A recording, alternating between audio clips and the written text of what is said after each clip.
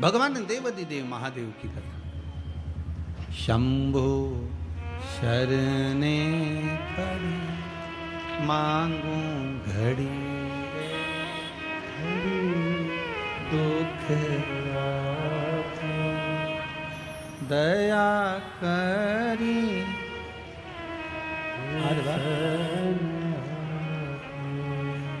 दया करी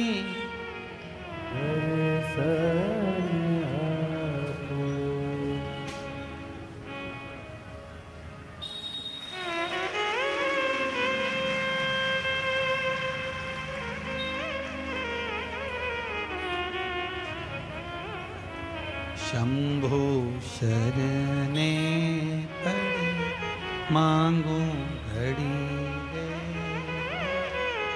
दुख दया करी निदर्श दया करी निदर्श। हर हर महा भगवान शिव की कथा कर रही है, ओगड़दानी शंभू की कथा कर रही है। देवर्षि नारद के शब्द सुनकर भगवान विष्णु की आंख में जल भर गए। नारद, अपनी गति तो बिगाड़ी बिगाड़ी, मेरी भी गति आपने बिगाड़ दी। और देवर्षि नारद रास्ते में से गए, वहां एक कन्या के स्वयंवर में पहुंच गए। सील निधि राजा की कन्या का स्वयंवर था, वहीं पर भगवान से रूप मांगा, बंदर का मुख लग गया और देवर्षि नारद का अभिमान टूटा। जाकर चंद्रभागा नदी के तट पर देवर्षि नारद ने तप साधना करी। कौन सी नदी पर पहुंचे? चंद्रभागा। पूरे भारत की भूमि पर केवल, पूरे भारत की भूमि पर एक मंदिर भगवान विष्णु का ऐसा है जहां भगवान नारायण के सिर पर शिवलिंग है। भगवान विष्णु के सिर पर शिवलिंग है, वो एक ही भूमि है, वो है पंढरपुर। चंद्रभागा नदी का तट, पंडरीनाथ जी का मंदिर, हरि विठ्ठल के मस्तक पर शिवलिंग विराजमान। जैसे शिवलिंग का पूजन करते हो, जलाधारी वगैरह सब है, ऐसी पंडरीनाथ हरि विठ्ठल के सिर पर शिवलिंग, जलाधारी सब विराजमान। पूरी भारत की भूमि पर एक ही मंदिर। चंद्रभागा के तट पर देवर्षि नारद ने तप करा। शंकर भगवान से विनती करी, भोलेनाथ आइए। तब बाबा विश्वनाथ, भगवान शंभु ने आकर दर्शन दिया। मांगो क्या चाहिए? भगवान नारायण भी सामने आकर खड़े हो गए। प्रभु, आपको मेरे मंदिर में प्रवेश करना है। भगवान कहे, इतनी भीड़ कैसे आऊंगा? भगवान नारायण ने अपने मस्तक पर भगवान शंकर को विराजमान कर लिया। कितना प्रेम होगा देवताओं में, भगवान विष्णु, भगवान शंकर, भगवान ब्रह्मा में। पर हमने उनमें भेद कर दिया, ये राम वाला, वो कृष्ण वाला, वो जगदम्बा वाला, वो शिव वाला, हमने भेद कर दिया। पर भगवान में कभी भेद नहीं हुआ।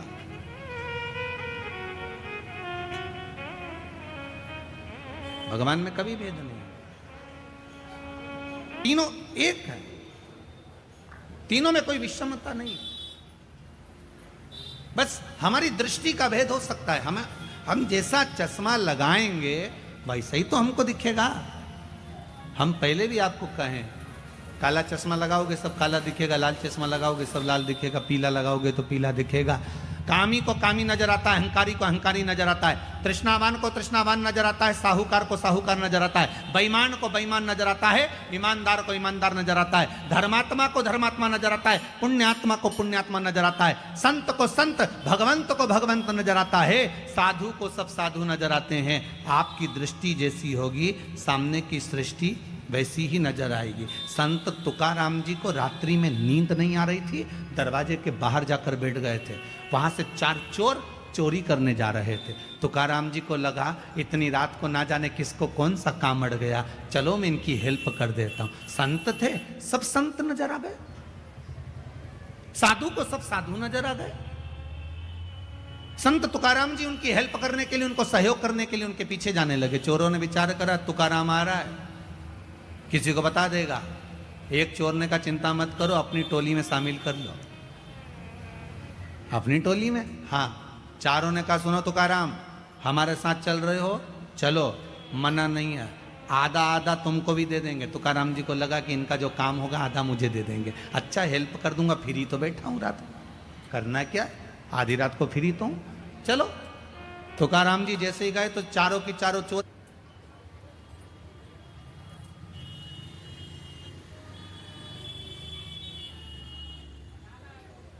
एक सेठ जी के घर में घुसने लगे, प्रवेश करने लगे। तुकाराम जी बोले मैं चलूं काम करने के लिए। इतने में चोर बोले तुम नए नए हो, तुमको मालूम नहीं है, तुम यहाँ खड़े रहो, अभी आधे घंटे में हम बाहर आ रहे हैं, तुम्हारा हिस्सा तुमको देंगे। तुकाराम जी को लगा कि काम का हिस्सा है, मुझे देंगे। अब ये चोर तो अंदर गए, 1 घंटा हो गया निकल के नहीं आए, 2 घंटे हो गए नहीं आए। तुकाराम जी को लगा कि ये वही सेठ जी का घर है जहाँ रोज शिव महापुराण की कथा होती थी, ये वही सेठ जी का घर है जहाँ रोज रामायण गीता होती, भगवान का भजन होता। ये चारों की चारों तो भजन में बैठ गए और मुझे यहाँ छोड़ गए।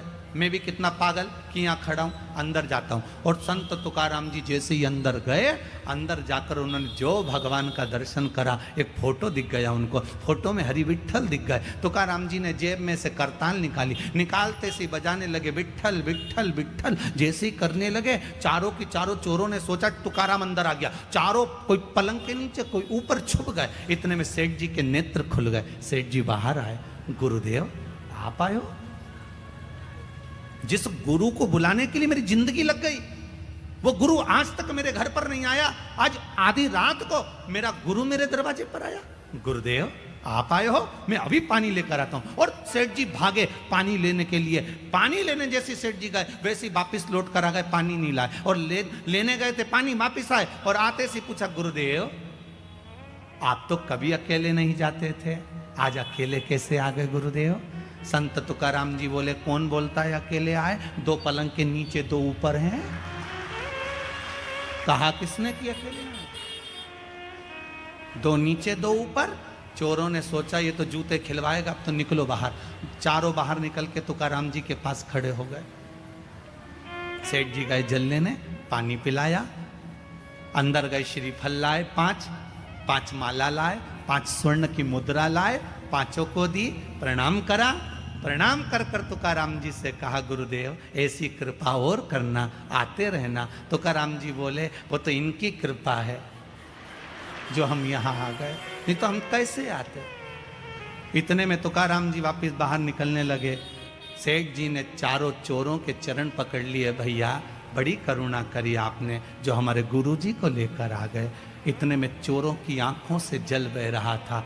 बाहर निकलकर संत तुकाराम के चरण चोरों ने पकड़ लिए और कहा, गुरुदेव जब जब पकड़ाते थे जूता खा कर आते थे, आज जिंदगी में पहली बार पकड़ाए, गले में माला पहनकर आए हैं, बड़ी कृपा है आपकी।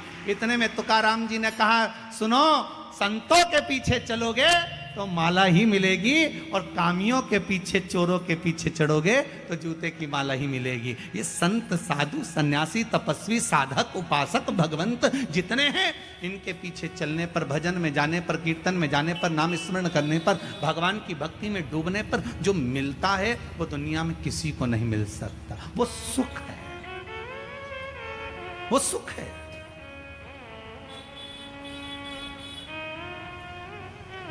वो सुख कहीं नहीं मिल सकता। मैं कहने में पीछे नहीं हटूंगा। आदरणीय श्री कैलाश जी विजयवर्गीय जी विराजमान हैं, कहीं मेंदोला जी भी बैठे होंगे, श्रीमय जी मेंदोला। कहने में पीछे नहीं हटूंगा। आपके क्षेत्र के जितनी भी विधानसभाएं होंगी इस इंदौर क्षेत्र के अंतर्गत, कहीं भोजन भंडारे और कथा भागवत इतनी होती कि नहीं होती, वैसे तो बहुत कम सुनने को मिलती है, पर आपका जो क्षेत्र है, जिस क्षेत्र के अंतर्गत कथा चल रही है, इस क्षेत्र के अंतर्गत जिस व्यक्ति से पूछो वो एक ही बात कहता है कि हमारे क्षेत्र के जो विधायक हैं और आदरणीय कैलाश जी हैं या रमेश, अच्छा एक बात और बड़े प्रेम से बोलते हैं, दादा हैं तो वो जो कथा करवाते हैं, जो कथा के बाद में या अन्य समय पर कथा नहीं भी होती, भोजन भंडारे जो होते हैं बड़े सादगीपूर्ण होते हैं। और उस सादगीपूर्ण भंडारे में एक भंडारे ने विश्व रिकॉर्ड तोड़ा है। मैं तो उस भंडारे में नहीं पहुंचा था, पर खबर पूरे भारत में है। वो है पितृ पर्वत पर श्री हनुमान जी के विराजमान होने का। उस भंडारे ने शायद विश्व रिकॉर्ड तोड़ दिया, सारे रिकॉर्ड तोड़ दिए। और एक ऐसा तीर्थ इंदौर नगर को दिया है, जीव रहे ना रहे, हम रहे ना रहे, परंतु वो तीर्थ अजर और अमर हो गया। ऐसा तीर्थ आदरणीय श्री कैलाश जी विजयवर्गीय जी ने, मेंदोला जी ने और इनके साथ की जो टीम है उसने जो प्रदान करी है, उसके लिए बहुत बहुत साधुवाद है।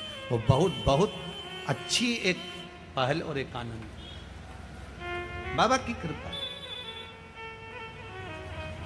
सुख देने के और हो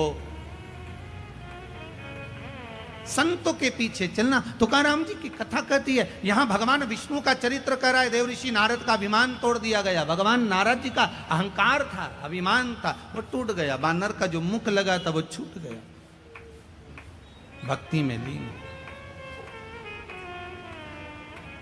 शिव की भक्ति साधारण नहीं है।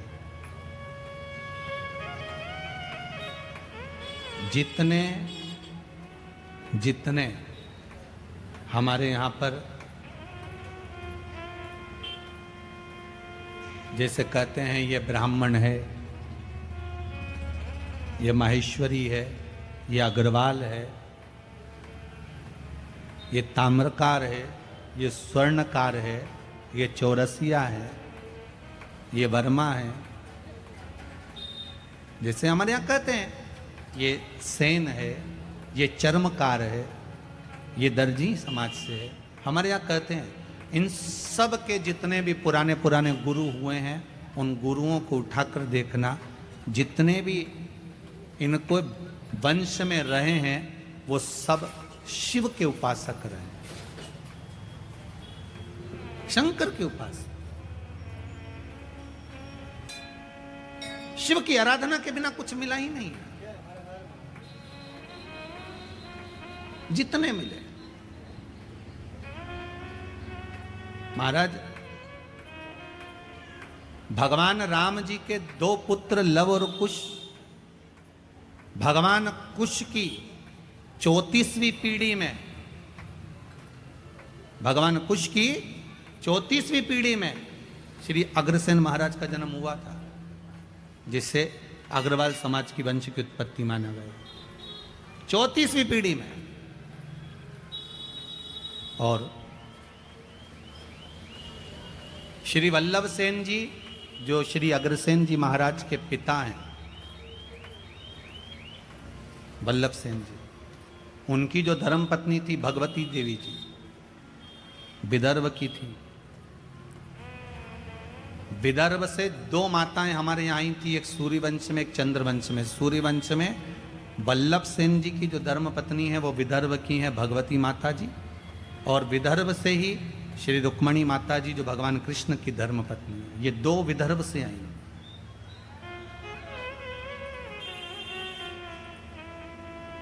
सिरसा हरियाणा से, प्रतापगढ़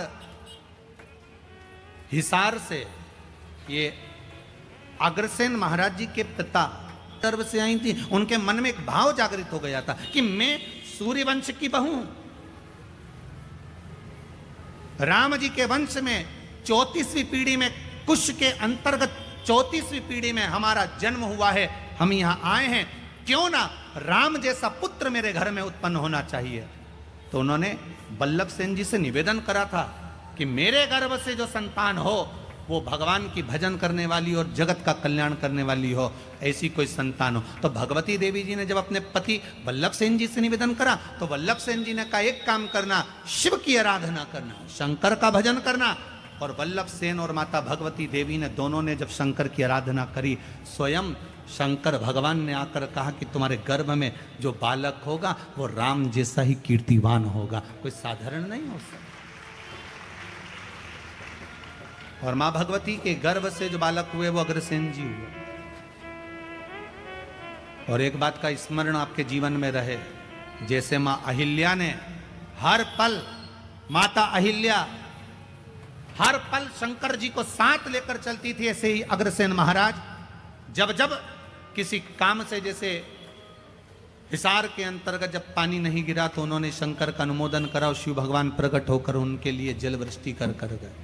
देखो हमारे यहाँ के जितने जितने पूर्व में चाहे राजा रहे, महाराजा रहे, संत रहे, साधु रहे, ये शिव के उपासक रहे। आपसे भी निवेदन है, संपूर्ण जितने भी लोग इस पावन कथा को सुन रहे हैं, एक बूंद भी अगर जल की शिव पर समर्पित होती है तो उसका फल आपके खाते में लिखा जाता है, अलग नहीं जाता। हाँ ये जरूर है, थोड़ा समय लगता है, दुख आया है, पूर्व के कर्म के अनुसार आया है, तो थोड़ा दुख काटने में समय तो लगता है। पर आप बाबा से रोज निवेदन करो ना, रोज भजो श्री शिवाय नमस्तुभ्यं, श्री शिवाय नमस्तुभ्यं, श्री शिवाय नमस्तुभ्यं। भगवान से रोज प्रार्थना। भोला सब दुख काटो, ओ भोला सब दुख काटो, शिव शंकर जपूं तेरी माला, भोले बाबा जपूं तेरी माला, भोला सब दुख काटो मारा, ओ भोला सब दुख काटो मारा। भगवान देव ऋषि नारद का अहंकार गया, समय आया, ब्रह्मदेव से भगवान नारायण ने कहा, ब्रह्मा जी आप सृष्टि की लीला आगे बढ़ाओ। ब्रह्मा जी सृष्टि की लीला आगे बढ़ाने वाले थे, तो ब्रह्मा जी के मन में एक भाव उत्पन्न हो गया। ब्रह्मा जी ने कहा देवाधिदेव महादेव के लिए संशय